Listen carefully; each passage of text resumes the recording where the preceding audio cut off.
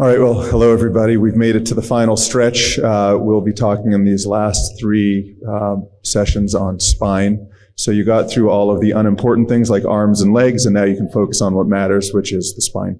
My name is Leckie. I'm a spine surgeon. I've been with Plymouth Bay Orthopedics now for about 8 or 9 years. My topic today is going to be adult spinal deformity. And I wanted to start with a historical perspective because so much of what we do now in spine surgery is informed by our experience with diseases that we really don't take care of anymore. So as with orthopedics, a big problem for people treating spinal disorders historically had been tuberculosis and polio and rheumatoid arthritis.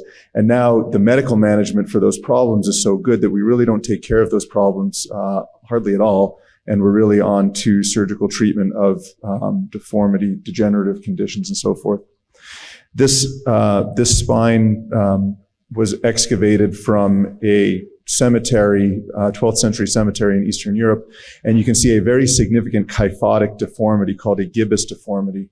And this is an example of Pott's disease. Pott's disease was tuberculosis of the spine, causing a very aggressive collapse of the anterior column. And 100 years ago, what we had to offer people with spinal problems was a brace. This is what an old TLSO brace looked like. And then as our ability to provide anesthesia and our ability to use aseptic technique and treat patients surgically improved, spine surgery started primarily with anterior approach or corpectomy. So after World War II, we were able to place strut grafts to replace these very deformed vertebral segments and try to restore some type of alignment. And these images come from the original paper describing what was called the Hong Kong procedure for tuberculosis of the spine. And then beginning in the early 1960s, we had Harrington rods, and this was the first of the posterior approach instrumentation. And so primarily developed for scoliosis, Harrington rods were inserted along the posterior aspect of the spine, fixed proximally and distally and with bone graft. And they could provide some internal support, maybe a little bit better than a brace, but it was very difficult to correct a deformity or even control it. And people would get what's called a flat back deformity, where as a result of loss of the normal lumbar alignment called lordosis, they would have a forward tilted posture, which ends up being very painful. So this is what a modern TLSO brace looks like. And although we still sometimes use corpectomy grafts, we now have instrumentation that can go either in the disc space or in the defect where the vertebral body has been removed and expand to fill that space. So these are corpectomy cages. And of course, pedicle screw instrumentation, which has replaced Harrington rods as the posterior approach. And my talk is really going to focus on these last two surgical techniques, the corpectomies and the pedicle screws to restore alignment. This is scoliosis. So scoliosis means a deformity of the spine in the coronal plane. And scoliosis primarily is either degenerative as a result of asymmetric disc degeneration, resulting in a curvature typically in the lumbar spine and typically in older patients. But we also have idiopathic scoliosis. So adolescent idiopathic scoliosis is the type we associate with teenagers during their peak growth velocity.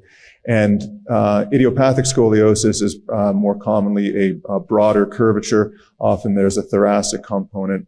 And usually adolescent idiopathic scoliosis has an apex right thoracic curve as depicted here.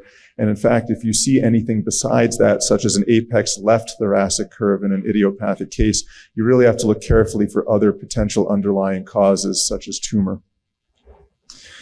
The way we measure the scoliosis is what's called the Cobb angle, and the way that's done is taking the two most tilted end plates in the curve, and then the line where they intersect, that line describes the curvature of the spine, the Cobb angle.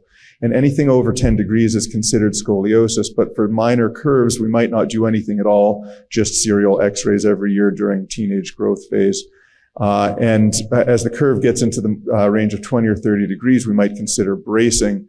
But as the curve starts to approach 40 or 50 degrees, that's when we might consider surgical fixation and stabilization.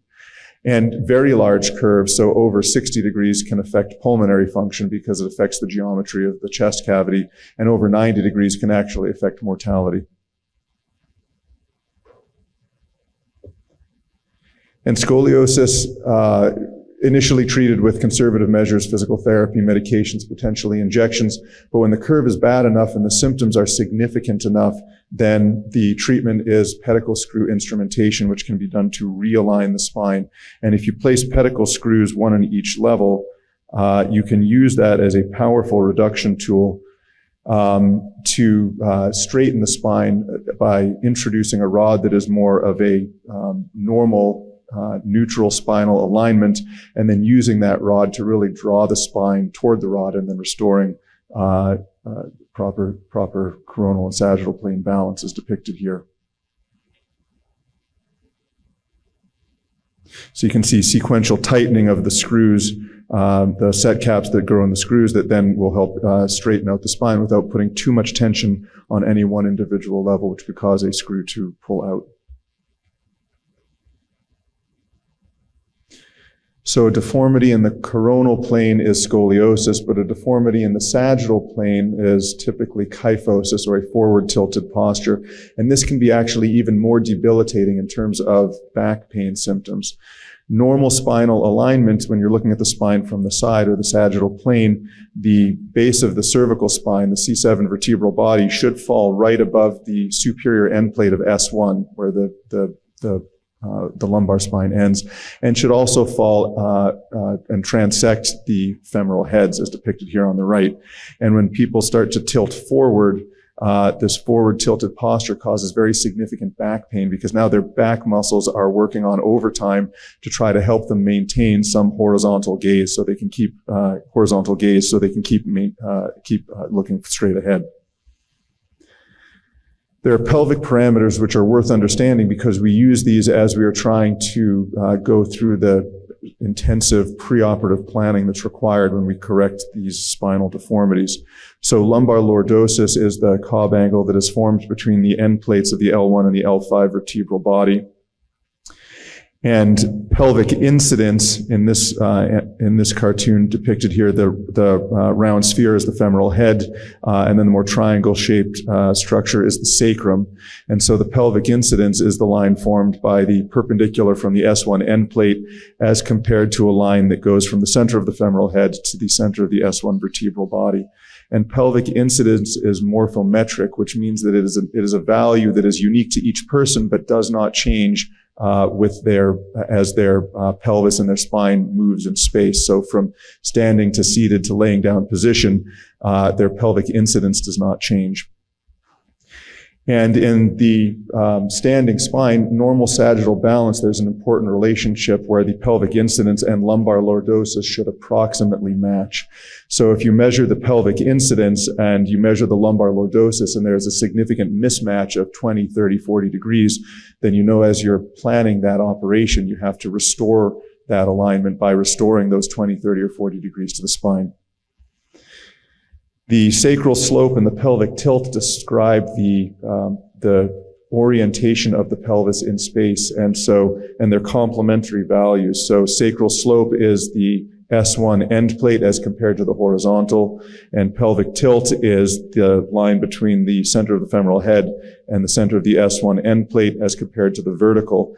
And as the spine tilts forward or backward, so if the spine tilts into retroversion, which is a compensatory mechanism, that means that the sacral slope decreases while the pelvic tilt increases.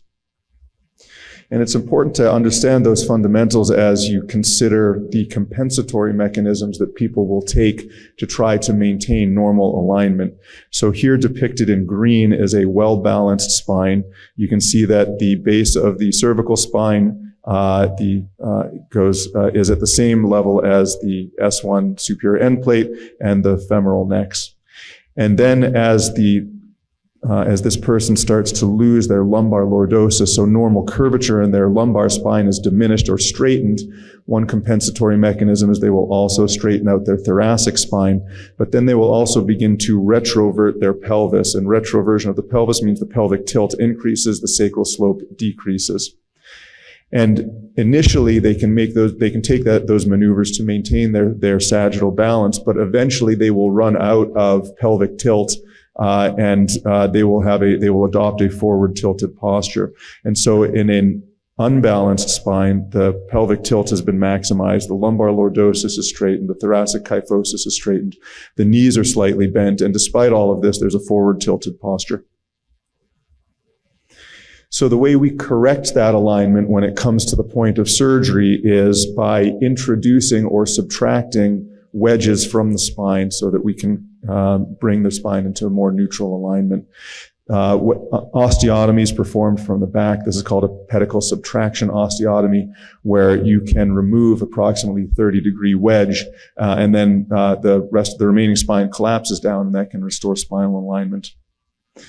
Alternatively, if there's a mobile disc space, you can, rather than performing the osteotomy from the back, you can introduce a spacer in the front that is wedge-shaped, and that can also introduce several degrees of additional lordosis into the lumbar spine. So I wanted to show some cases that illustrate some of these principles. So this is a patient who's had previous surgery done elsewhere. She's had an L3 through L5 fusion. She's middle-aged, approximately 50. And you can see that she has this positive sagittal balance, and this is actually not even a terrible one. You see people with much more significant forward-tilted posture. But she's 8 centimeters positive. That plumb line from her C7 vertebral body is far anterior to her femoral heads. And we know that once you get beyond 5 centimeters, then that introduces significant back pain, and quality of life scores are affected. In addition, she has a little bit of a lateral tilt of 3.5 centimeters. And there's a significant mismatch between her lumbar lordosis, which is diminished, a straightening of her lumbar spine. She has that flat back deformity that we talked about, and a mismatch between the lumbar lordosis and pelvic incidence of 40 degrees. And so we know that any surgical correction for this patient, if we're going to bring her spine into correct alignment, we have to introduce an additional 40 degrees to restore her balance. So here's what we did.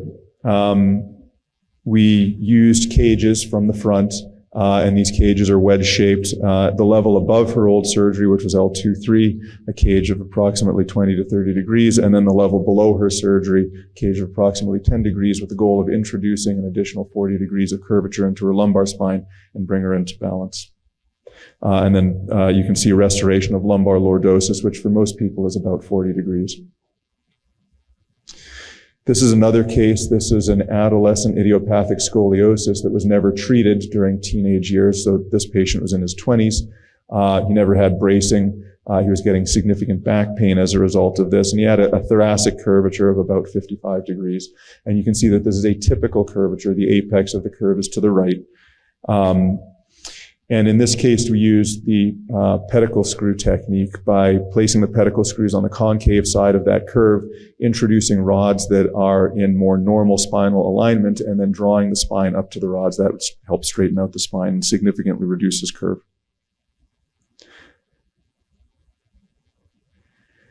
As you can imagine, these operations are enormous surgeries, very resource intensive. They take several hours in the operating room. There's risks associated, and there's a prolonged recovery that is measured in several months. But what's really helped us perform these operations faster and safer has been with computer-assisted navigation. Computer-assisted navigation involves a CT scan in the operating room, and based on this, we can place our hardware with CT scan precision rather than the freehand technique, which is still the standard of care. And so for these multi-level thoracolumbar fusions, this has really shaved a couple of hours off of the operation and also reduced some of those outlier screws that might be misdirected. So this was a talk primarily on the carpentry behind adult spinal deformity, the intensive preoperative planning that goes in as we decide how to correct this alignment. And maybe a more important question, more important than how we do this procedure is whether we should do this procedure at all. As I said, this is very invasive surgery, maximally invasive surgery with prolonged recovery, and there are risks associated. But we've also demonstrated that when people have significant spinal alignment problems, their quality of life scores begin to decline significantly. And we've also demonstrated that when we're able to correct that that alignment and restore normal balance to their spine, then their quality of life scores can improve significantly. And this has even been demonstrated to be cost worthwhile to society. And what I mean by that is the surgery itself is a very significant upfront cost with all of the hardware, but the measurable improvement in the quality of life that we can offer these people is comparable to other benchmark medical procedures that, or medical interventions that we offer that we can consider worthwhile, such as dialysis. So that's my talk on adult spinal deformity, and next Dr. Beck for MRI. Thank you.